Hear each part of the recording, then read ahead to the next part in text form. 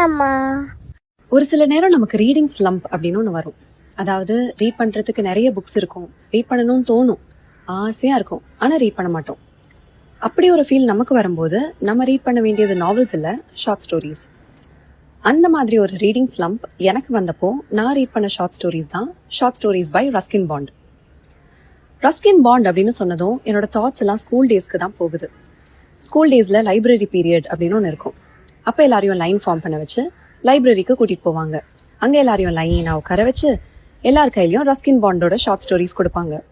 அப்போ யார் ரீட் பண்ணாங்களோ இல்லையோ, நான் ரீட் பண்ணதே இல்லை. அதான் அப்போ read பண்ணாததை why not give it a try அப்படின்னு தோணுச்சு. And so I read a few short stories by Ruskin Bond. அதில் ஒன்று The Blue Umbrella, இன்னொன்று Short Stories Collection of Ruskin Bond, A Bouquet of Love. The Blue Umbrella வந்து ஒரு நல்ல feel குடான short story. Adults கிட்ட இல்லாத ஒரு சில குவாலிட்டிஸ் குழந்தைங்க கிட்ட இருக்கு, குழந்தைங்க கிட்ட இருந்து கற்றுக்க வேண்டியது நிறைய இருக்கு அப்படின்னு சொல்லக்கூடிய ஒரு ஷார்ட் ஸ்டோரி தான் The Blue Umbrella. A Bouquet of Love is a collection of short stories on different forms of love. Ruskin பாண்டை பொறுத்த வரைக்கும் நம்ம இந்த உலகத்தில் இருக்கோம் அப்படின்றத ஜஸ்டிஃபை பண்ணணும் அப்படின்னா எதையாவது ஆர் யாரையாவது ஏதோ ஒரு பாயிண்ட் இன் டைமில் லவ் பண்ணணும் அப்படின்னு சொல்கிறாரு. உங்கள் யாருக்காவது ரீடிங் ஸ்லம்ப் இருந்துச்சுன்னா try reading short stories by Ruskin bond.